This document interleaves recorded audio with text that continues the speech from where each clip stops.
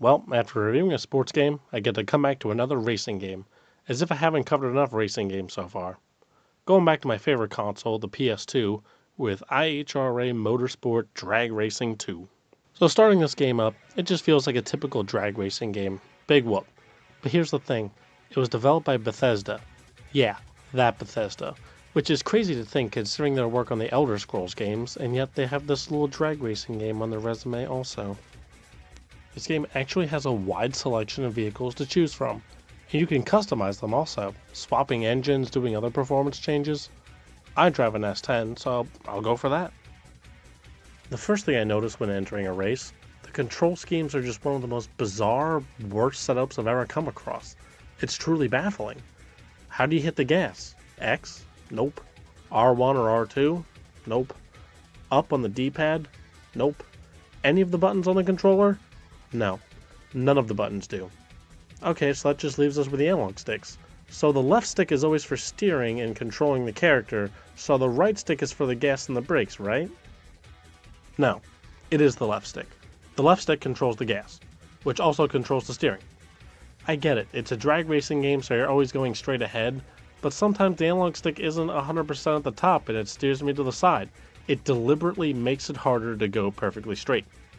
And there are so many different things you can do with the rest of the buttons, like apply the trans brake, deploy the parachute, and so many other things. But you don't have to use any of that other stuff. I'm not sure why they went so gung-ho about this.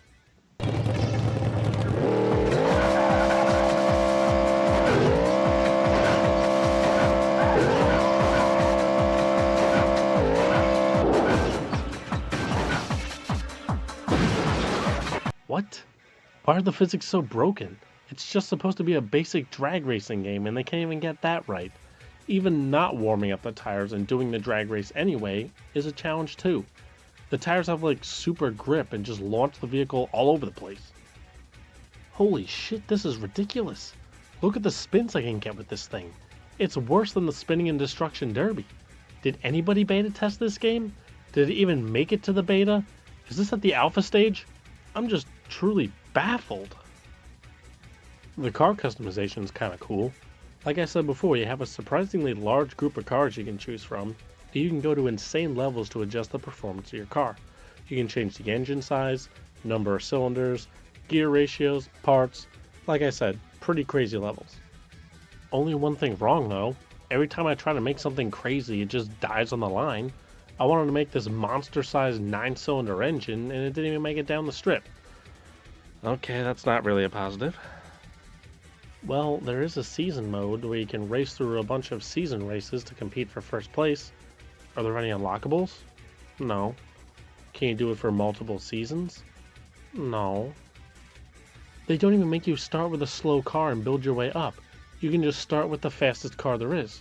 So what's the point? It's just a series of drag races, and it's against the same opponent every single time. This also negates the car customization part because you can just start out with such fast cars, and the opponents are just so boring and slow, there isn't really a point to do any work in customizing the car. I mean, this makes the Need for Speed Pro Street drag races look legit. Pro Street was at least competent. This is just a disaster. Bigfoot had drag races that were bad because of the controls, but this has bad controls, bad physics, bad design, dull and dated graphics. There isn't really a redeeming quality. Sound design's bad too, and the menus are basic, but they're not really easy to navigate either. And this is the second one? I can't even imagine what the first one was like. I feel like that had to be at least decent for there to be a want for a second game, but this is the second game. It has to be at least as competent as the first one. This is the most broken game I've played yet. The only thing that's in its ballpark is Bigfoot, and it's still worse than Bigfoot. And that was NES, and this is PS2. They have so much more technology to work with, and they just put out a far inferior product. I guess I have to keep trying to find games that fit into the top and bottom 5, as I haven't updated that in a long time, so that'll probably be the strategy going forward. As always, thanks for watching, hope you enjoyed, stay tuned for next time.